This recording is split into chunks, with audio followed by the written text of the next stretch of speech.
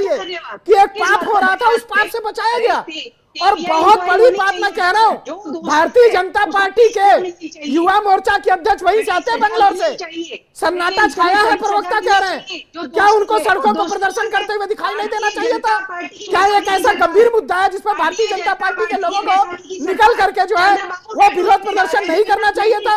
सन्नाटा दूसरों से तो छाया है, हम भारतीय जनता पार्टी से तो उम्मीद करते हैं। हम सनातन धर्म पे जो पार्टी जो है, जो सनातन धर्म का नाम लेती है, उसकी रक्षा के लिए जानी जाती है, तो कम से कम उनकी पार्टी के नेताओं से ये अपेक्षा तो करते हैं कि आप निकलेंगे बाहर।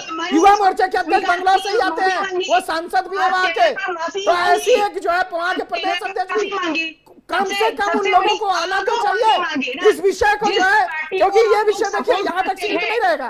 आपने अपने सारे पत्रकारों, जय भगवान गोयल के पास जा रहा हूँ, सारे पत्रकारों को सारे मंदिरों, जय भगवान गोयल के पास जा रहा हूँ, सारे मंदिरों की जांच हो रही है। ये बहुत गंभीर विषय है और टीना जी इतना नहीं, क्या ये वक्त आ गया कि हिंदू मंदिरों पर सरकारी नियंत्रण खत्म किया जाना चाहिए? अगर सरकारों से मंदिर नहीं संभल रहे हैं तो हिंदू मंदिरों पर सरकारी नियंत्रण क्या खत्म हो जाना चाहिए? जय भगवान गोयल जी। देखिए, जो इतना बड़ा घृणित कार्य हुआ है, इसको लेकर के पूरी दुनिया में रहने वाले सनातनियों की भावनाओं पे, श्रद्धा पे आघात लगा है। और जो अपनी जगन रेड्डी सरकार थी, उन्होंने कुछ पैसे के चक्कर में गलत लोगों को घी का ठेका दे करके अपना घर भरने के लिए इतना घृणित कार्य किया है, जिसका आज पता लगने के बाद मैं समझता हूं, चाहे यहाँ पर टीना जी हैं, चाहे यहाँ अनिरुद्ध जी हैं, चाहे यहाँ दूसरे हमारे बंधु बैठे हुए हैं, जो भी लोग हैं, हम सारे के सारे सनातनी हैं, हिंदू हैं। और आज हमें एक मुट्ठ होकर के, एक मुश्त सबको एक ही बात कहनी चाहिए कि जिस तरह से हमारे सनातन का अपमान हो रहा है, हमारे इतने बड़े तीर्थ स्थान में इतना बड़ा घृणित कार्य हो रहा है, हमें गौ माता के चर्बी से बना हुआ प्रसाद वहां परोसा जा रहा है, इतना घृणित कार्य मैं समझता हूं हमारे साथ हो नहीं सकता। आज हम सब के लिए बहुत ही पीड़ा का अनुभव हम कर पा रहे हैं और अब ऐसा लगता है कि समय आ गया है, जो हमारे बड़े बड़े मठ, मंदिर, तीर्थ स्थान जो सरकारों ने कब्जा कर रखे हैं, वो सरकारों से मुक्त होने चाहिए, क्योंकि सरकारें मंदिर नहीं चला सकती। मंदिर चलाएंगे हमारे बड़े बड़े संतगण, मंदिर कमेटियां, जिनके अंदर श्रद्धा भाव है अपने भगवान के प्रति, अपने धर्म के प्रति। जो सरकार, चाहे वो बीएसआर सरकार है, चाहे वो कर्नाटका सरकार है, कोई भी सरकार है, सरकार मंदिर नहीं चला सकती, क्योंकि सरकार में बैठे हुए लोग अक्सर भ्रष्टाचार करते पाए जाते हैं अपने। और यही तो हुआ है, इतना बड़ा ये गोयल जी, यही हुआ, अपराध किया गया है, यही हुआ। सख्त से सख्त कानूनी कार्रवाई होनी चाहिए और हमारे सारे मंदिर, जो कर्नाटका मिल्क फूड है, केएमएफ है, जिसके पास से इन्होंने कॉन्ट्रैक्ट वापस लिया, मामला सिर्फ 50 रुपए का था कि 50 रुपए पर केजी के हिसाब से रेट इंक्रीज होना चाहिए। आप मंदिर के प्रसाद के ट्रांजैक्शन का आपको अनुमान होगा 500 करोड़ रुपए सालाना ट्रांजैक्शन है सिर्फ प्रसाद से। और उसी प्रसाद को बनाने के लिए जब आपने डील की तो उसमें आपने मुनाफा देखा और उस 50 रुपए के लिए आपने मछली के तेल और जानवरों की चर्बी का सौदा कर दिया। गाय माता तक का उसमें चर्बी इस्तेमाल की गई है। 50 रुपए तो दिखाने के, 50 रुपए का 500 करोड़ से अगर देखें कितना बड़ा उसमें हिस्सा बनता है इनका। अपने स्वार्थ के लिए, अपने पैसे के लिए अंधे होकर इन लोगों ने इतना बड़ा हमारे साथ, हमारे हिंदू धर्म के ऊपर आघात किया है। आज कहीं ना कहीं हर जगह पर, चाहे बांग्लादेश देख लें, हम सब जगह पर हमारे हिंदुओं पे कहीं ना कहीं सनातनियों पे आघात हो रहा है। आज मुझे लगता है कि देश के सनातनियों को अपने धर्म की रक्षा के लिए, सनातन की रक्षा के लिए एक होने का समय आ गया है। नहीं तो देश और विदेश में बैठी हुई सनातन विरोधी शक्तियां हर मौके पे कोई मौका चूकना नहीं चाहती, मौका तलाश के कहीं ना कहीं आज सनातन पे आघात कर रहे हैं। ठीक है, अनिरुद्ध जी के पास आ रहा हूं। लोग भी आज उनको खुलेआम सपोर्ट कर रहे हैं।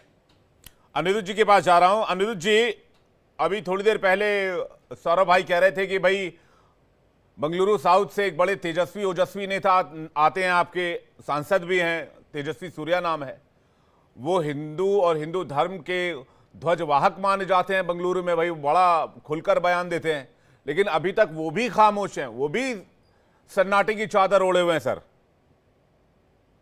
देखिए जेपी नड्डा जी बना चुका है और वो चूंकि हेल्थ मिनिस्टर है, पार्टी के राष्ट्रीय अध्यक्ष भी हैं। लेकिन कांग्रेस के काफी लोगों को ये लगता है कि अयोध्या सीट की बार बार बात करते हैं। मैं कहता हूं कि उज्जैन में महाकाल की नगरी चुनाव हार के, वाराणसी चुनाव हार के, कामाख्या देवी गुवाहाटी चुनाव हार के, जिसका क्या मतलब होगा कि क्या कहते हैं कांग्रेस से शंकर भगवान दुर्गा जी सब रुष्ट हो चुकी हैं क्या? ऐसे तर्कों से नहीं चलता है कांग्रेस की। आप ये समझिए ये सिर्फ 50 रुपए किलो की बात नहीं है। एक क्रोनोलॉजी, एक इकोसिस्टम काम कर रहा है कि सनातन को बदनाम करिए, सनातन से जुड़े हुए पुरातन संस्कृति को बदनाम करिए, उसके आप क्या कहते हैं हिंदू नहीं, आपने मेरे सवाल का जवाब नहीं दिया अनिरुद्ध जी। मैंने सवाल किया कि तेजस्वी सूर्या जिन्होंने इलेक्शन में एक बयान दिया था, सुनिएगा उस बयान को, सुनिएगा जरा। इलेक्शन में उन्होंने कहा था कि भाजपा के 80% मतदाता हैं लेकिन केवल 20% आकर बाहर वोट करते हैं, और कांग्रेस के 20% मतदाता हैं और बाहर आकर 80% वोट करते हैं। तो हिंदू आपको वोट बैंक के समय तो दिखता है आपको, मतलब उनको जो आपके एमपी हैं बेंगलुरु में, लेकिन जब मैटर होता है, जिस समय हिंदुओं के साथ खड़े होने की बात होती है, उस समय कोई नहीं दिखता। नहीं, देखिए हिंदू के साथ कौन खड़ा हुआ दुनिया जानती है। यही तो जनता देख रही है, आपके दर्शक भी देख रहे हैं, करोड़ों जनता देख रही है। टीना जी मैं आ रहा हूँ उसके बाद, एक सेकंड रुकिएगा। टीना जी मैं आ रहा हूँ उसके बाद। सरकार ने अनिरुद्ध जी और टीना जी को स्क्रीन पर लीजिए प्लीज। नहीं विवेक जी, मैं किसी का यहाँ पे क्या कहते हैं कौन क्या बोलता है, किस तथ्य में और किस समय में, किस परिस्थिति में कौन क्या बोलता है, मैं किसी व्यक्तिगत बयान को यहाँ पे टिप्पणी करने के लिए नहीं बैठा हूँ। मुझे पार्टी का पक्ष रखने के लिए और जो करंट मुद्दे उस पर बोलने के लिए बुलाया गया है। अब ये बात आती है जब कांग्रेस ये कहती है अयोध्या हारे, ये हारे, वो हारे, इसका मतलब महाकाल की नगरी चाहे कामाख्या देवी वाराणसी चुनाव हार के, इसका मतलब क्या हो गया कि भगवान से रुष्ट हो गए। उसके बाद सुन लीजिए, इस बात को आप इनकार कर सकते हैं, नकार नहीं। आप हारे हैं, आप हारे हैं, सच्चाई, क्योंकि जय श्री राम के नाम पर जो आप राजनीति कर रहे थे, धर्म के नाम पर जो आपने दुकान खोल रखी थी, वो दुकान आपकी बंद हो गई है, वो दुकान बंद हो गई है। और अब ये जो लड्डू में कांग्रेस ने सीबीआई जांच की मांग की है, क्या इस पर आप सहमत हैं? सीबीआई ने, मैं कह रहा हूं जितनी जांचें होंगी सब जांचें होंगी और इसमें जो लोग इसमें दोषी होंगे उसमें कड़ी से कड़ी कार्रवाई होगी। आप आगे देखते जाइए। और जहां कांग्रेस लगा है ना जिसके नाम में, कांग्रेस हिंदू धर्म सनातन के खिलाफ, और वाईएसआर में कांग्रेस लगा है, तो अपने एक एक करके टीना जी एक एक करके अनिरुद्ध जी को बोल लीजिए पहले, उसके बाद आ रहा हूं आपके पास। ठीक है टीना जी, एक एक करके जवाब ले लेते पहले अनिरुद्ध जी और सौरभ जी को स्क्रीन पे लीजिएगा। अनिरुद्ध जी बोलिए। जी मैं कह रहा हूं कि कांग्रेस का तो काम ही है हिंदू धर्म के खिलाफ और सनातन के खिलाफ एक माहौल बनाने का, उनकी तो हमेशा आदत रही है। तो वाईएसआर के नाम में भी कांग्रेस लगा है। आप जहां भी देखिए, जिस पर टीएमसी को ले लीजिए, एनसीपी को ले लीजिए, जहां भी कांग्रेस लगा है उनका काम ही यही हो जाता है कि हिंदू धर्म सनातन के खिलाफ। एनसीपी तो आपके साथ ही है इन दिनों, ऑफिशियल एनसीपी तो आपके पास है। पाकिस्तान की बड़ाई करना और चले जाएंगे। ऑफिशियल एनसीपी तो आपके पास है, अगर उसमें कांग्रेस लगा तो आप लोगों ने क्यों अलायंस किया? कौन सा एनसीपी? नहीं, वो एनसीपी ऐसा नहीं है, शरद पवार की बात कर रहा हूं मैं। अच्छा, नहीं ऑफिशियल एनसीपी वही वाली है। ये तो उसमें उन लोगों की जो आदत है, नहीं वो चीजें नहीं एनसीपी, ये वाईएसआर कांग्रेस की बात हो रही है। जितने लोग इनके हैं उनकी कांग्रेस उनके नाम में। मैं टीना जी मैं आ रहा हूँ। कमाल है, कुछ भी बोलेंगे अब कह रहे हैं शरद पवार की बात कर रहा हूं। जब आपने गठबंधन में साथ रखते हैं। अभी देखिए, मैंने एक एग्जांपल रखा, इसमें डिबेट इस पर नहीं है। सौरभ दुबे जी, देश में 45,000 मंदिर हैं जो सरकारी नियंत्रण में है, और देखिए सरकारी नियंत्रण वाले मंदिरों में क्या हो रहा है, और इस पर खामोशी, पैन इंडिया खामोशी है। 45,000 मंदिर हैं। और एक बड़ी इंटरेस्टिंग बात मैं बताऊंगा तमाम पैनलिस्ट और व्यूअर्स को कि इस देश में अनिरुद्ध जी अंग्रेजी शासन के तमाम निशानों को मिटाने का एक मुहिम चलाया जा रहा है। और ये जो कानून है जिसमें हिंदू मंदिर जो सरकारी नियंत्रण में आते हैं, ये अंग्रेजों के जमाने से जुड़ा हुआ कानून है। HRC एक्ट 1959, जिसको हिंदू धार्मिक एवं धर्मार्थ दान बंदोबस्त कानून भी कहते हैं। तो भाई इसको भी खत्म कर दीजिए आप लोग। ये भी अंग्रेजों के शासन का निशान एक बचा हुआ है, इसको भी निपटा दिया जाना चाहिए, मुझे लगता है लगे हाथ, जब ये विवाद उठाए तो। सौरभ दुबे जी, मैं आ रहा हूं उसके बाद आपके पास। सौरभ दुबे, देखिए बहुत अच्छा विषय है। अब जो कह रहे हैं कि सरकार से मुक्त कराना चाहिए, सरकार के जो संरक्षण में मंदिर चल रहे हैं, लेकिन इसमें दो पहलू हैं, दोनों पहलुओं को आपको देखना पड़ेगा। एक तो है कि प्रशासनिक व्यवस्था को संभालने की जिम्मेदारी, क्योंकि तिरुपति मंदिर मुझे सिर्फ एक ही पहलू दिख रहा है। नहीं, आप ठीक मैं ये चर्बी मिला हुआ प्रसाद खाता रहा। अभी बिल्कुल उसी को देखना चाहिए, मैं उसी पे आ रहा हूं। एक लाइन, मुझे इसके अलावा कोई अपनी भक्ति भ्रष्ट कर दो। देखिए अगर अपना धर्म भ्रष्ट कर दो, दूसरा प्रशासनिक व्यवस्था को छोड़ दें और हम उसको लेते हैं सरकार के लिए सकारात्मक, तो भी है। अगर इस तरह की घटना हो रही है तब तो ये पूरी तरह से नकारात्मक में ही बदल जाएगा ना।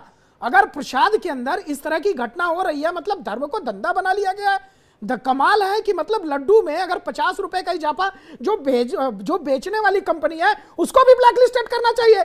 ऐसी कंपनी को काम नहीं देना चाहिए जो कहे कि नहीं 50 रुपए में बढ़ाना पड़ेगा। अरे आप जानते हो कि मंदिर के प्रसाद के लिए वो घी आपका जा रहा है और आपको उसमें धंधा ढूंढने की पड़ी है। अगर भैया धंधा ढूंढ रहे हो आप उसके अंदर, तो ऐसी कंपनियों को सरकार को बहुत ही, मैं कह रहा हूं, जागरूक होकर के, मैं ये कह रहा हूं सरकारी नियंत्रण में ही मुनाफा और घाटे की बात होती है ना। सुन लीजिए नहीं, सरकारी नियंत्रण में मुनाफे घाटे की बात हो रही है ना, तो चर्बी मिलाया जा रहा है। बिल्कुल, मैं वहीं पे आ रहा हूं ना। तो ये शुरुआत कहां से हो रही है? जो बेचने वाली कंपनी है वहीं से तो शुरुआत हो रही है। अगर उसका पहला, अगर वो कह रही है कि हम रेट बढ़ाएंगे, अब दूसरा देखिए, जो 500 करोड़ के बजट वाले मंदिर में, जिससे प्रसाद से 500 करोड़ रुपए आते हैं सिर्फ जो है, अगर वहां पर आपको 50 रुपए बढ़ाने में दिक्कत हो रही है, तो ये निश्चित रूप से फिर ये आपकी बात, आपके तथ्य ये बिल्कुल सही साबित होंगे कि सरकारी जो संरक्षण में मंदिर है उनको तत्काल बाहर किया जाए।